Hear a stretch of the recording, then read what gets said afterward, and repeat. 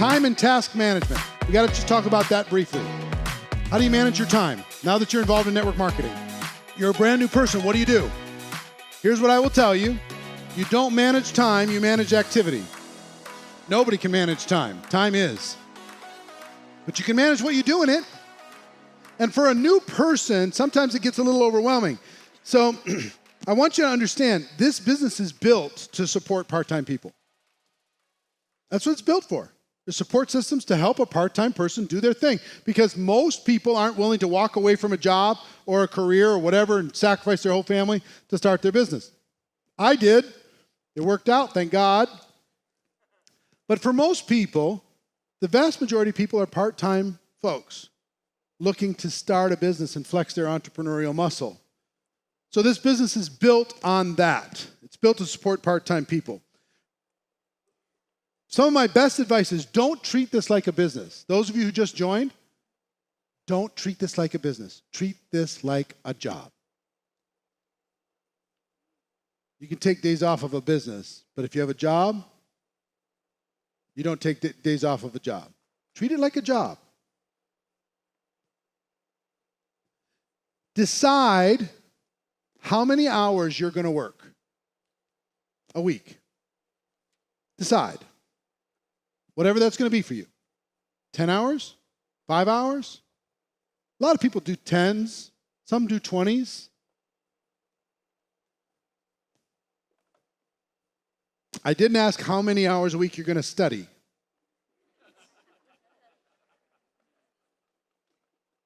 I asked how many hours a week you're going to work. Studies in addition to work. Want to read GoPro? Read that in addition to work. Want to watch The Rise of the Entrepreneur? Watch that in addition to work. You're going to go through this course? You can sit around forever and count these in your hours, but you're not going to move very fast. This is in addition to. Okay? Treat this like a job. Decide how many hours you're going to work. And then next, decide what hours you're going to work. And this will be a little bit of a moving target. Because most people, this is the biggest step to starting often. You're opening a business and you're going to have hours. And most people in network marketing don't do that, and because of that, those people don't succeed in the same way that other people do. There's two kinds of people, three kinds really. People who just say, well, I'm just going to do it whenever I have time. And we can guess their income. Then there's a second group, which I do it 24 hours a day. It's all I think about. It's all I breathe, and it's all I do. And shouldn't we be talking to somebody right now? You know, those people. You feel a little guilty being in this training. That second group. And then there's a third group who treat this professionally and decide how many hours they're going to work and what those hours are going to be. Okay? So if it's 10 hours a week, it could be 2 hours, 2 nights a week and 6 hours on a Saturday or a Sunday, whichever day, it works better for your spiritual beliefs. Or whatever that is. It might be 3 nights at, 2 nights at 3 hours and 1 night at 4 hours. Whatever that's going to be. They might not be able to do anything during the week, but they can do 10 hours on a Saturday. Okay? Whatever it's going to be. Make that decision and do everything in your power to make that sacred. Here's what most people do. Their work hours are sacred. Then comes family hours. Then comes their dream. Dreams always last. And it's always movable. Something else shows up, they move their work hours. Something else shows up, I'll catch up tomorrow. Something else shows up, I'll do it later, right? That's what happens. So here's what I'm going to ask you to do. This is one of those small things that will separate you from the rest of the world. Make the world revolve around those hours instead of those hours revolve around the world. Make those hours sacred. Tell your family, Tell everybody else, these are the hours I'm going to work, and hold yourself accountable to it. Now understand, as you start, you might have these great intentions and you realize, oh, that doesn't work because I forgot I have to take the kids to school and I was going to do that breakfast meeting. That doesn't work. And that doesn't work, or this doesn't work, or there's Little League baseball and that doesn't work that night. And that's fine. But adjust and then make those sacred, and then adjust and then make those sacred until you have a sacred calendar, whatever that calendar is going to be. Got it? Really important. If I'm working with you, you're going to have to show me your calendar. Don't tell me a story, show me your calendar. Don't tell me about your hopes and dreams, show me your calendar. I want to see your calendar. Where are your hours? What are the hours you're planning on working? Because then I know if you're serious or not. If you don't have that, I'm going to work with you on it, and let's map that out. If it's 20 hours, that's fine. The next, fill that work time with premium tasks. Fill that work time with A-level activity. Fill that work time with premium tasks. What does that mean? Inviting people to take a look at your product or opportunity. Presenting to prospects about your product or opportunity. Following up with those prospects about your product or opportunity. Getting those people started.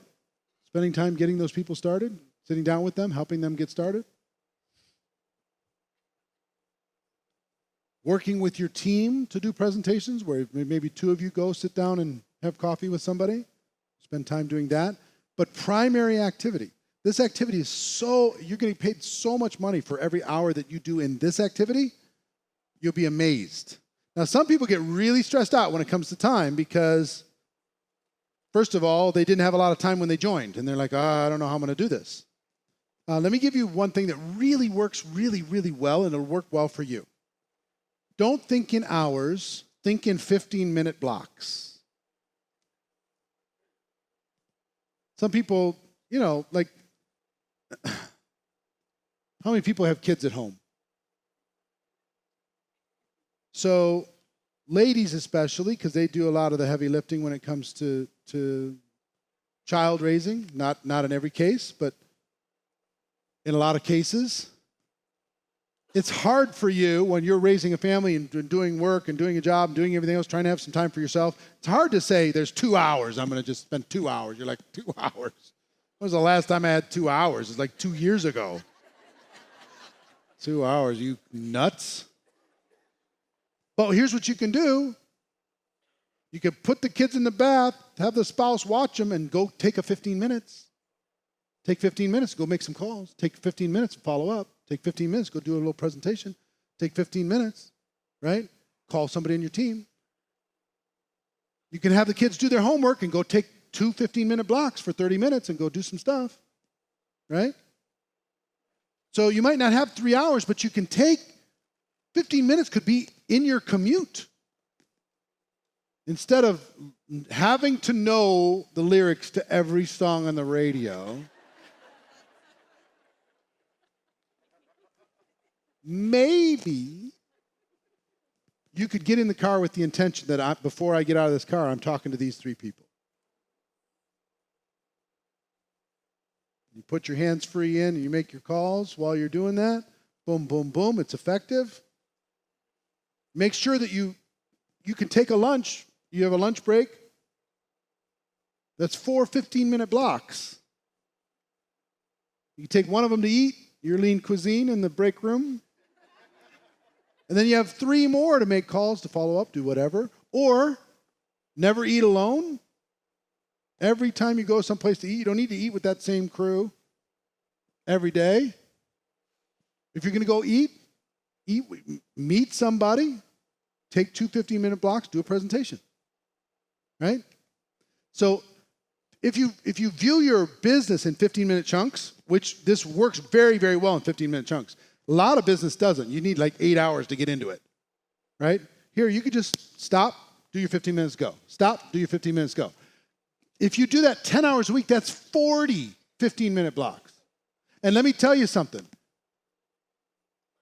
That focused energy is more productive than any 40-hour work week you'll ever work. Because if you think about how focused you really are in your 40-hour work week job, it's not very focused. We had a hidden camera following you around. Everybody say, why did they pay this person? Hang out, come in, get coffee, wander around to different people, say hi. Oh, we have a meeting? Okay, I'll be there in a little while. Go to the meeting, sit there, go, what is going on with my life? Why do I have to be in this meeting? Can I text under the table? Okay. Go to the bathroom, get a cup of coffee. By that time, it's lunch. You see why the traditional workplace economy is dying? The performance economy wins every time. You take those 10 hours and you can produce so much. You can change your whole life. A person says, well, you don't understand. I'm a single mom. First of all, single moms are the heroes of the world, in my opinion.